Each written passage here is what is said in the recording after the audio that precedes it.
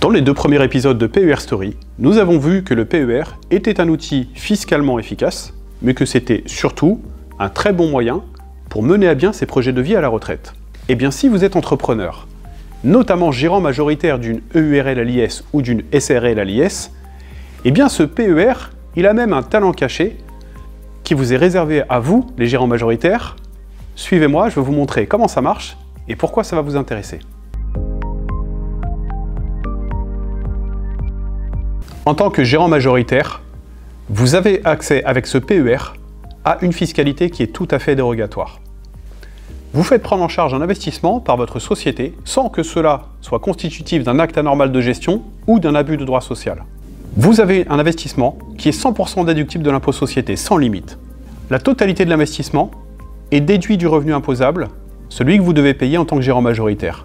Alors dans ces conditions, pourquoi ne pas utiliser un maximum les capacités d'investissement dans le cadre d'un PER de façon à épurer année après année une fraction de la trésorerie que vous portez au bilan de votre société, au-delà du BFR.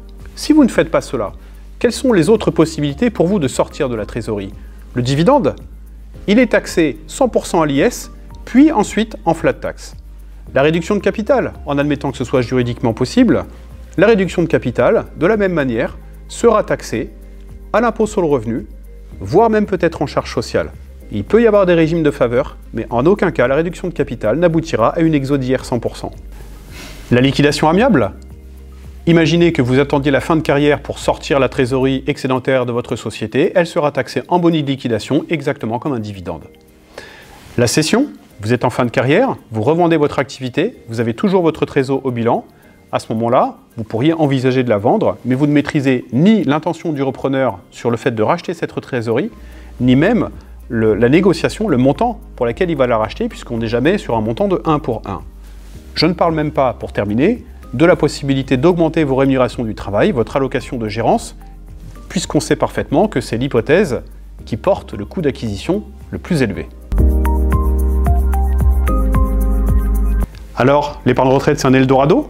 C'est vrai que c'est déductible 100% IS, 100% IR, mais il y a quand même la question des charges sociales. Alors ne partez pas en courant, parce que la question des charges sociales n'est peut-être pas vraiment un problème. Il faut avoir 2 choses en tête. La première chose, c'est que les charges sociales créent des droits, créent du revenu, contrairement aux prélèvements sociaux.